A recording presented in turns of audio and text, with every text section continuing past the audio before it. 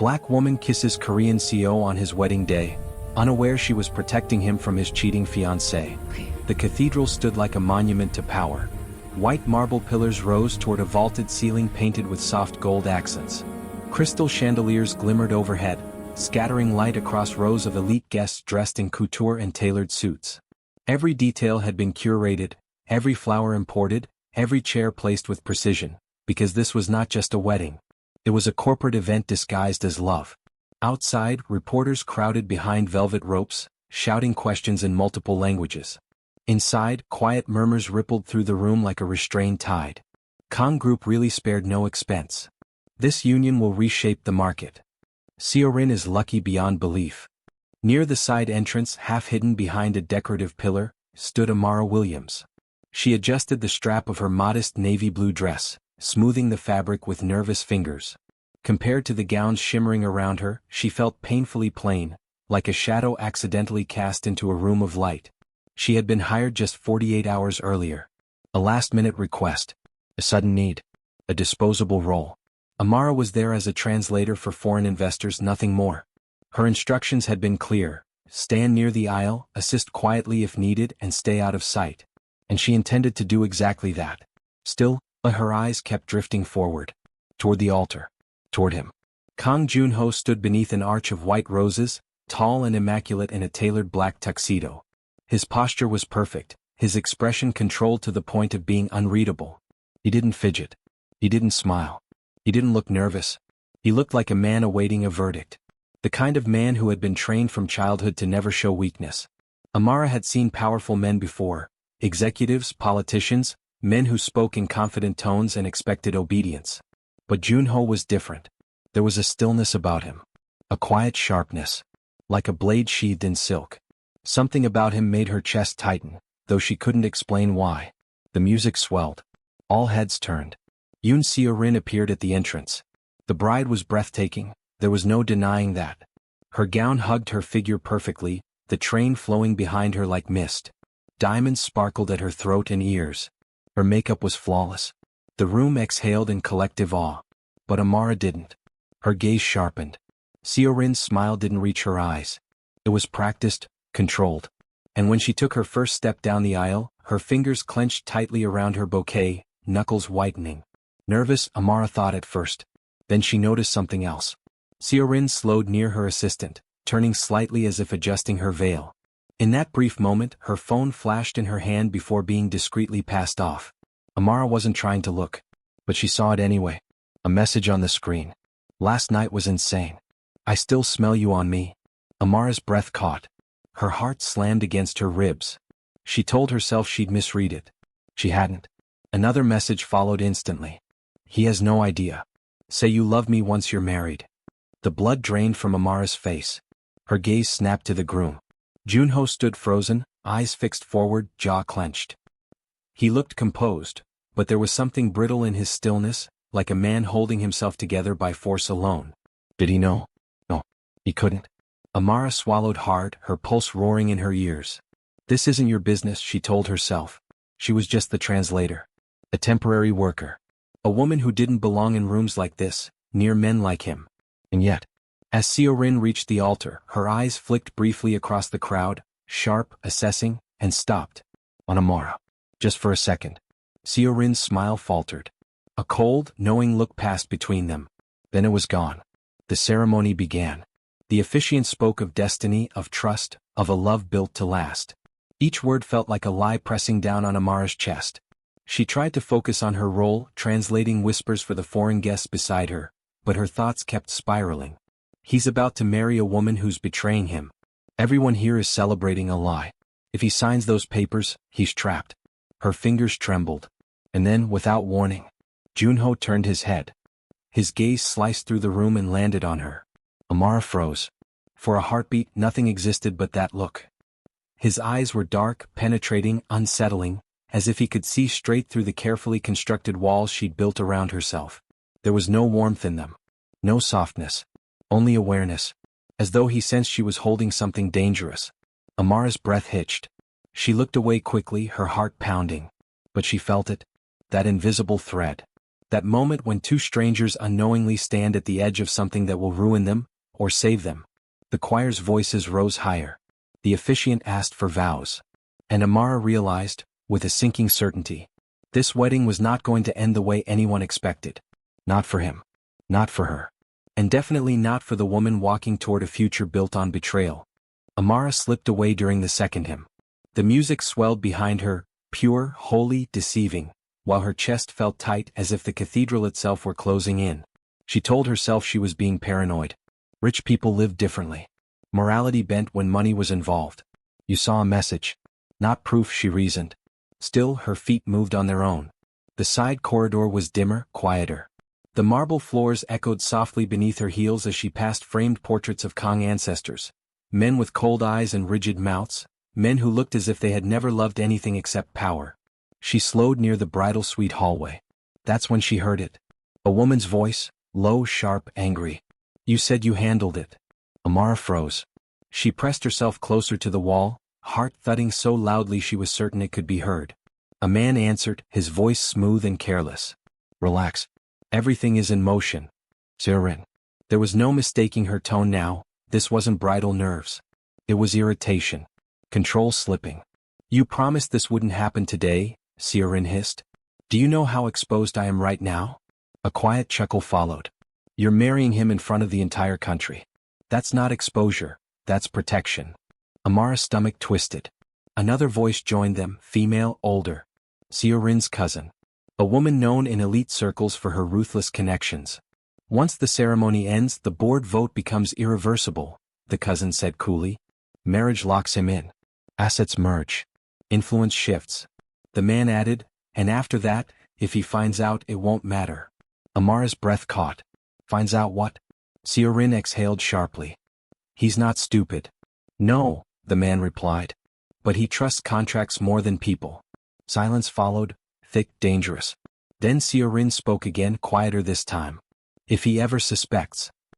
He won't, the cousin interrupted. And if he does? Kang men disappear all the time.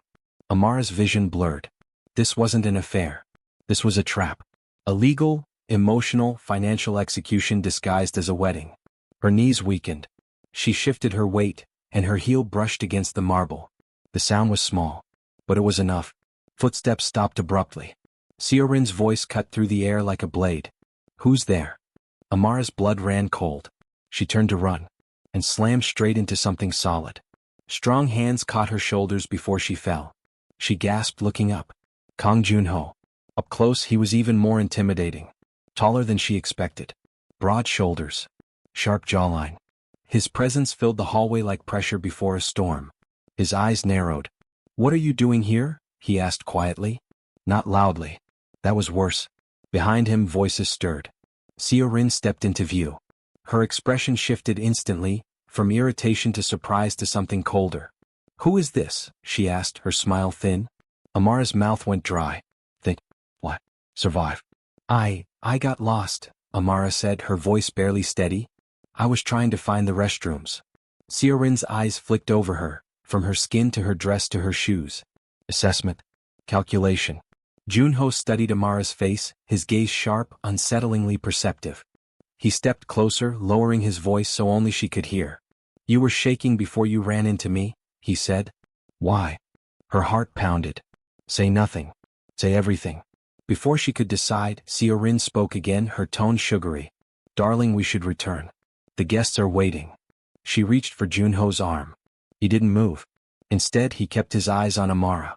Did you hear something? He asked her. The question wasn't casual. It was a test. Amara felt the weight of the moment crash over her. If she spoke, she risked everything, her job, her safety, maybe more. If she stayed silent, he would walk back to the altar blind. She opened her mouth. Footsteps echoed closer.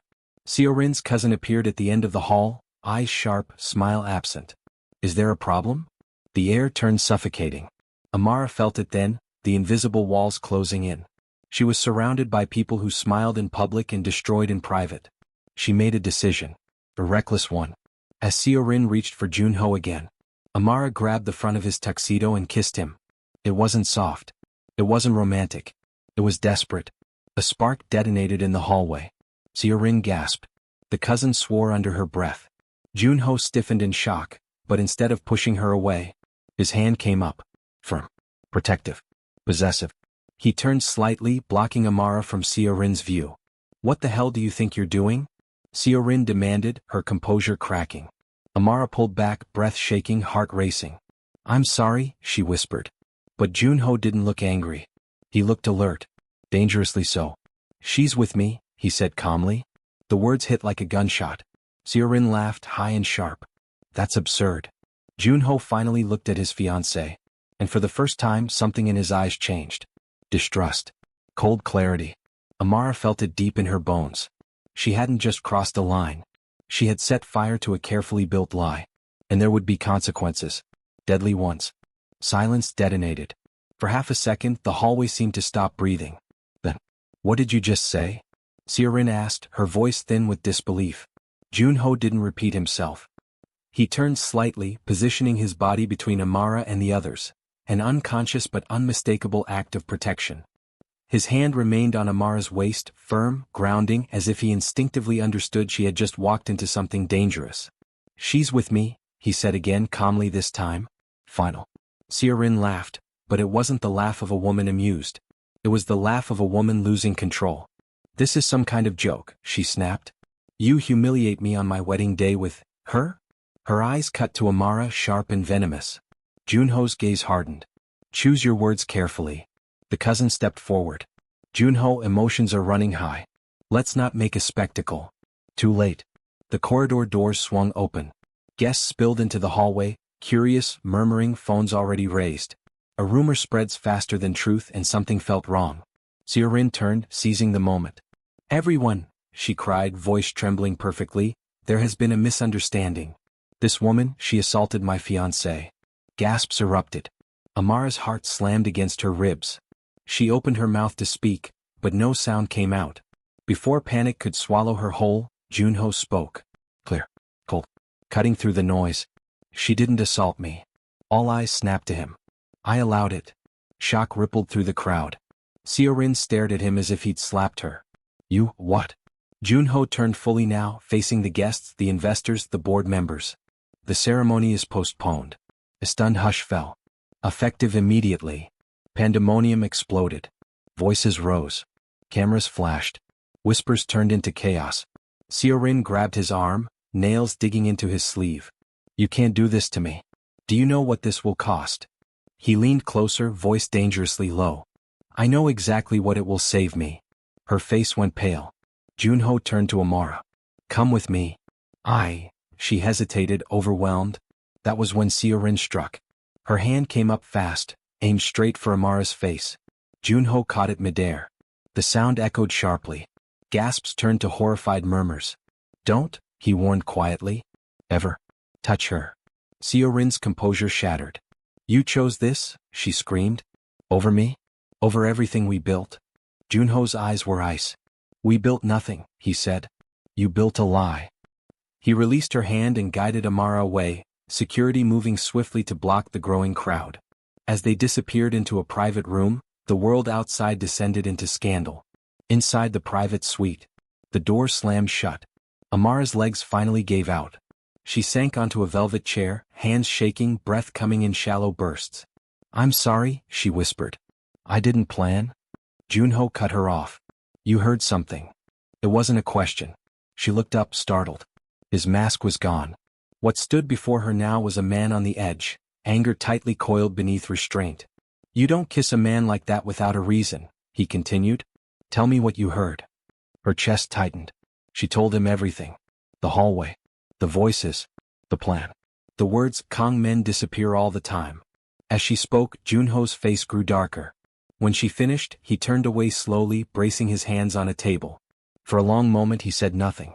Then he laughed softly. A humorless sound. I knew, he said quietly. I just didn't want to see it. He opened his laptop. Pulled up security footage. Siorin. A man. A hotel suite. Time-stamped, last night. Amara's breath caught. You already suspected? She asked. I suspected betrayal, he replied. Not a coordinated takeover. He closed the laptop and turned to her. You interrupted something very dangerous today. Her voice shook. I didn't mean to. You did exactly what you should have. He stepped closer, lowering himself to her eye level. Do you know what happens to people who overhear conversations like that? Her silence was answer enough. They disappear, he said quietly. Or they're silenced. Fear crept up her spine. I won't let that happen to you. She looked at him, startled. Why? His gaze softened just slightly. Because you didn't run, he said. You warned me. She swallowed. By kissing you? A faint smirk touched his lips. Effective. Then his phone buzzed. He glanced at it, and his expression hardened. They're already spinning the story, he said. If I don't control the narrative, you become the villain. Amara's heart sank. What does that mean for me? He met her gaze. It means, he said slowly, you're no longer just a translator. She stiffened. Then what am I? His eyes locked onto hers. My shield, he said. And possibly, he added quietly, my only ally. Outside the room the world was burning. Inside, a dangerous alliance had just been formed. The city exploded overnight. By morning, Seoul's headlines were screaming. Kang group wedding collapses in scandal. Mystery woman seen kissing Si. Is the bride the victim, or the villain? Amara sat stiffly on the edge of a leather couch inside Kang group's private crisis suite, her phone buzzing non-stop. Unknown numbers. Messages in languages she barely understood. Her name, misspelled, dissected, dragged across social media like a crime scene. She felt naked. Exposed. I never agreed to this, she whispered. Junho stood across the room, jacket off, sleeves rolled up, tie loosened. He looked nothing like the man at the altar. This version of him was sharp-edged, calculating, dangerous. His natural state. I know, he said calmly. But it's already happening. She looked up. They're calling me a homewrecker. They'll call you worse by tonight, he replied without hesitation. Unless we give them a different story. Amara stood. I'm leaving. I'll go back to the hotel, fly home. No, he said sharply. The word cracked like a whip. She froze. Junho took a breath, visibly restraining himself. When he spoke again his voice was controlled, but firm. You can't leave. Her eyes widened. You don't get to decide that. He stepped closer, invading her space, not threatening but commanding. She could feel the heat of him, the quiet authority that bent rooms to his will. They know your face now, he said. Seorin's people are already digging. If you disappear you become suspicious. If you speak you become a liability. Her throat tightened. So what am I supposed to do? Hide behind you forever? He met her gaze. For now. Yes. Silence pressed between them. Then he said the words that changed everything. You'll pose as my girlfriend. Amara laughed once, short and incredulous. You're insane. Possibly, he replied. But it's the only move that protects you and destroys her leverage. She shook her head. I didn't sign up to be your shield. You already are, he said quietly. She turned away, pacing. This isn't a game. She threatened you. She threatened me. And she won't stop, he agreed. Unless she loses control of the narrative. He pulled a tablet from the table and slid it toward her. Draft headlines. Press statements. Photoshopped images already circulating online. Kang Seo moves on with mystery woman. Wedding cancelled after true love revealed. Her stomach churned. You plan this fast, she said. I've been planning for betrayal my entire life, he answered. She stopped pacing. What exactly does this arrangement involve? He didn't hesitate. You stay with me publicly, he said. Appearances. Events. No interviews without approval. Security at all times. And privately? She asked softly. His gaze flickered. Privately, he said, you're safe. She studied him, this powerful man who could ruin lives with a sentence, yet stood here offering protection without touching her. What do you get out of this? She asked. His jaw tightened. Time, he said. And leverage. And if I say no? His silence answered first. Then, I won't force you. But something dark passed through his eyes. I just won't be able to protect you. The words settled like a weight. Amara exhaled slowly. You'll set boundaries, she said. Clear ones. Name them. No touching unless necessary. No lying to each other. No using me to hurt her emotionally. Pause. Agreed, he said. She met his gaze. And when this is over? You walk away, he replied. Clean. Something about that felt like a lie, even to him. The first performance. That evening they stepped into a sea of cameras. Flashes exploded. Junho's hand settled at the small of Amara's back, not possessive but steady. Protective. Her body reacted before her mind could stop it. Whispers erupted. She's beautiful. She's not Korean? He looks different. He leaned down, murmuring near her ear, breathe. Let them see calm. She nodded. A reporter shouted, Mr. Kong, is this the woman from the wedding? Junho stopped, turned, pulled Amara gently to his side. Yes, he said evenly. This is Amara. The way he said her name, slow, deliberate, sent a shiver through her. She's the woman I chose. Gasp. Seorin watched from a screen somewhere, her world burning. Inside the car afterward, silence filled the space. You did well, he said. I hate this, she admitted. So do I, he replied. Which means it's working. Their eyes met. The air shifted. This wasn't pretending anymore. It was war.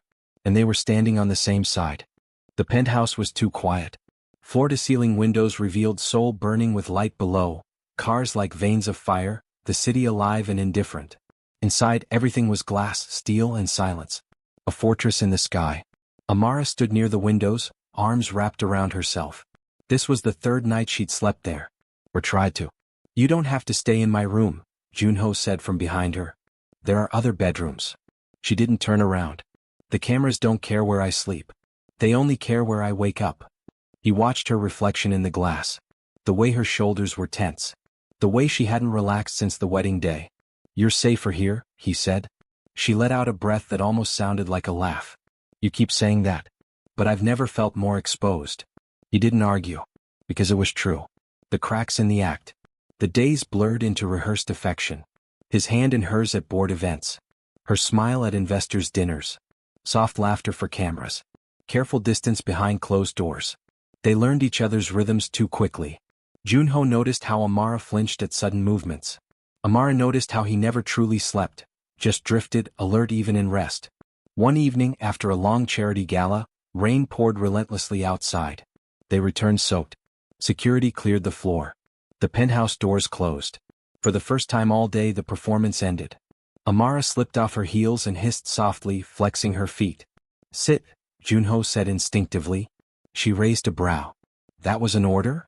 A suggestion, he corrected. She sat anyway. He crouched in front of her, slow, deliberate, untying the straps of her shoes with careful fingers. The action was intimate in a way nothing else had been. She inhaled sharply. You don't have to. I know. He removed the shoes. Set them aside. Their eyes met. The air changed. Something heavy pressed between them. This is crossing a line, she whispered. He didn't move. You're the one who said no touching unless necessary. This isn't necessary. His jaw tightened. You're shaking. She was. Not from cold. From the way he looked at her, not as an asset, not as a shield, but as a woman he was trying very hard not to want. I don't know where the line is anymore, she admitted. Neither did he. The night everything shifted. Later, thunder rolled across the sky. Amara woke from a nightmare with a sharp gasp, heart racing, sweat dampening her skin. She sat up, disoriented. The bedroom door opened instantly. Junho stood there, barefoot, hair undone, eyes sharp with concern. You screamed. She swallowed. I didn't mean to wake you. He crossed the room anyway. She hugged her knees to her chest. I dreamed someone was watching me. Waiting. His expression darkened. They are, he said honestly. But they won't touch you. She looked up at him. You can't promise that. I can, he said. Because they'd have to go through me. The certainty in his voice cracked something in her. You don't even know me, she whispered. He sat on the edge of the bed. I know enough. Silence stretched. The storm roared outside. Amara's voice broke. What if I'm just convenient? What if I'm disposable once this is over? He turned to face her fully. I don't keep things I consider disposable, he said. Her breath hitched. She reached for him before fear could stop her. Fingers brushing his wrist. The contact was electric. He stilled. Amara, if we cross this line, there's no pretending anymore. Her eyes searched his. Then don't pretend. That was all it took. The kiss that wasn't for cameras. He kissed her slowly, deliberately, giving her time to pull away. She didn't. Her hand slid up his arm, gripping his shoulder. The kiss deepened, not hungry, not rushed, but loaded with everything they hadn't said. Fear. Loneliness. Need. When they finally broke apart, foreheads resting together, both breathing hard. "This changes things," she whispered. "Yes," he said. "And it makes me vulnerable." He pulled back just enough to look at her. "So does loving you." The word landed between them like a confession neither had planned. Her eyes widened. "You don't mean that." "I don't say things I don't mean," he replied. She closed her eyes.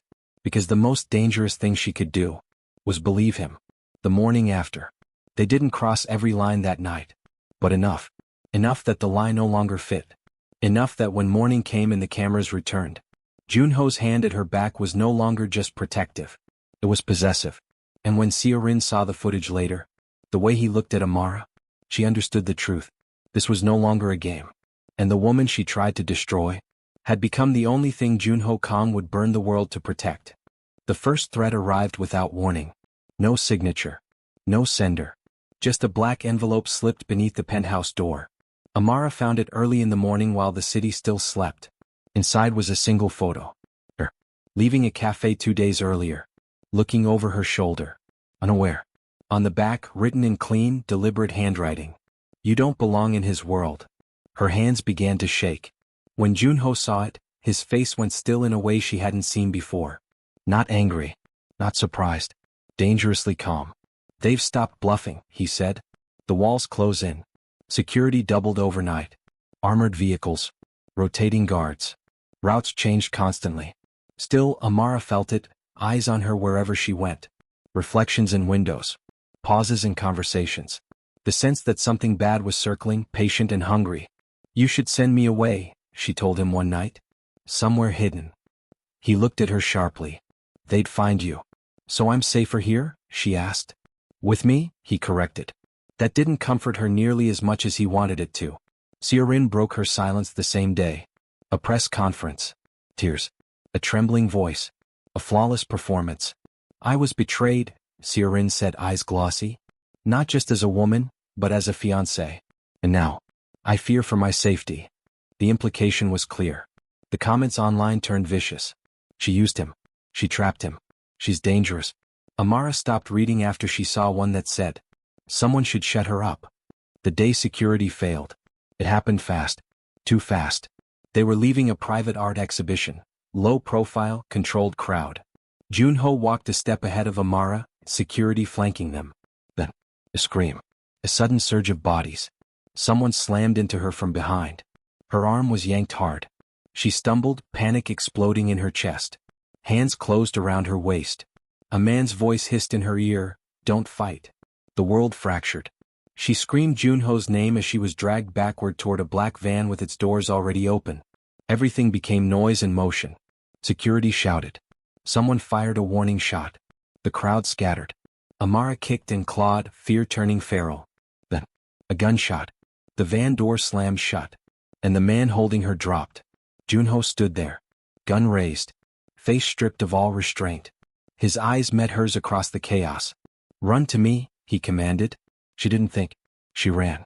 He caught her, pulling her hard against his chest, shielding her with his body as more shots rang out. Security swarmed, weapons raised. The attackers fled. The street was left trembling. Amara clung to him, shaking uncontrollably. I thought," her voice broke. He held her tighter. "I know." The wrath of Kang Junich. That night, Seoul's underworld shifted. Junho didn't sleep. He didn't sit. He didn't raise his voice. He made calls. Quiet ones. Deadly ones. Men disappeared. Accounts froze. Alliances collapsed. Seorin's cousin was arrested for financial crimes by morning. The man from the van was found unconscious, alive but broken, outside a police station with evidence taped to his chest. A message was delivered to Seorin personally. "Touch her again and I won't stop at mercy." The aftermath. Amara sat on the bed later that night, wrapped in one of Junho's shirts, staring at nothing. Her hands still trembled. Junho knelt in front of her. He didn't speak at first. Just took her hands. Held them. "I brought you into this," he said finally. "And I failed to protect you." She looked at him, eyes red. "You saved me." "Barely," he replied. Silence stretched. Then she whispered, "They won't stop." "Will they?" He met her gaze. "No," he said honestly. "But neither will I." Her voice cracked. "What if one day you're not there?" His jaw tightened. Then I'll make sure no one is left who would dare try. She reached for his face, trembling fingers brushing his cheek. I don't want blood on your hands because of me. He leaned into her touch. There already is, he said softly. You just gave it meaning. She broke then, sobs shaking her body. He pulled her into his arms, holding her as if letting go would break her. I can't lose you, he murmured into her hair. She clutched his shirt. Then don't. The line that couldn't be uncrossed. Later, as dawn crept into the sky, Junho made a decision. He stepped down publicly as acting CEO. The board erupted. The media exploded. But privately he said only one thing to his most trusted aide. They aimed at my weakness. Pause. She is no longer that. He returned to the bedroom and watched Amara sleep, exhausted, safe for now. And for the first time in his life, Kang Junho understood fear.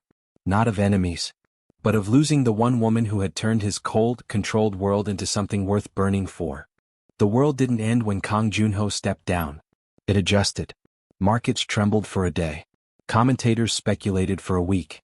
And then the truth, slow, undeniable, began to surface. The investigation into Seo Rin's family exposed everything. Hidden accounts. Coerced board votes. Shell companies meant to bleed Kang Group from the inside. When Seo Rin was formally charged, there were no tears this time. No cameras. No carefully rehearsed speeches. Just silence. And the sound of a door closing on a life built on deception. The truth at last. Junho called a press conference, not in a glass tower, but in a modest hall overlooking the Han River. No dramatic lighting. No spectacle. Amara stood behind the curtain, heart pounding. You don't have to go out there, she told him quietly. They'll tear you apart. He turned to her, calm and steady. They already tried. He took her hands. For most of my life, he said, I let power speak for me. Today I speak for myself. He walked onto the stage alone. Cameras flashed. I canceled my wedding because it was built on a lie, Junho said evenly. I stayed silent because I was taught that silence preserves control. I was wrong. The room stilled. I was betrayed by people I trusted. I was saved by someone who owed me nothing. He paused. Then he did something no one expected. He gestured toward the curtain. Amara stepped forward. A murmur swept through the room. This woman, he continued, was called many things. Opportunist, distraction, threat. His eyes found hers. She was my truth. Amara's breath caught. She warned me when it would have been safer to walk away. She stayed when it would have been easier to disappear.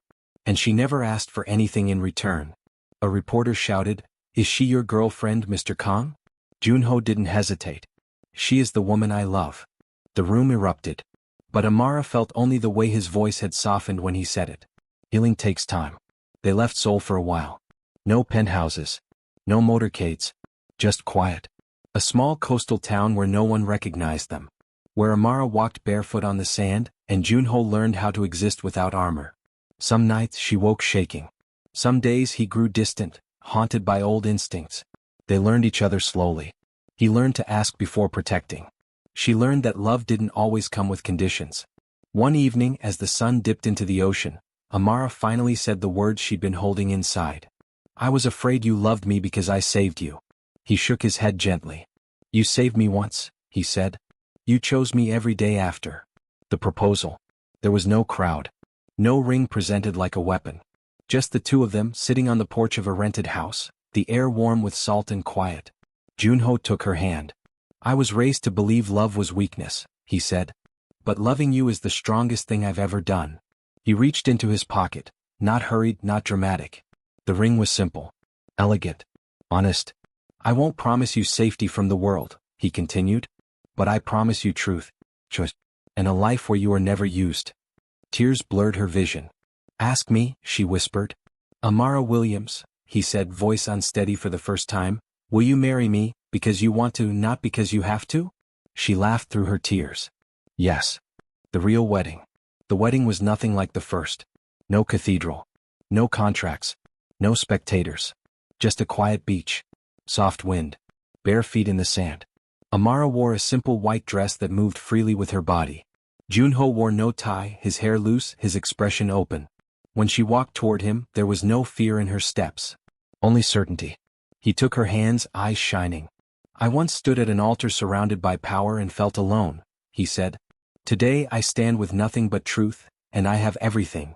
She smiled, voice steady. I kissed you to protect you, she said softly. I stay because you protected me back. They exchanged vows written in their own words, messy, honest, imperfect. When he kissed her this time, there were no cameras, no threats, no lies, only love. Months later, Kang Joon-ho returned to the world, not as the man he was but as the man he chose to become. Amara walked beside him. Not hidden, not shielded. And when people whispered about the kiss that ruined a wedding, they never talked enough about the kiss that saved a life. Or the love that rose from the wreckage and proved that sometimes, the truest marriages are born from the most dangerous lies.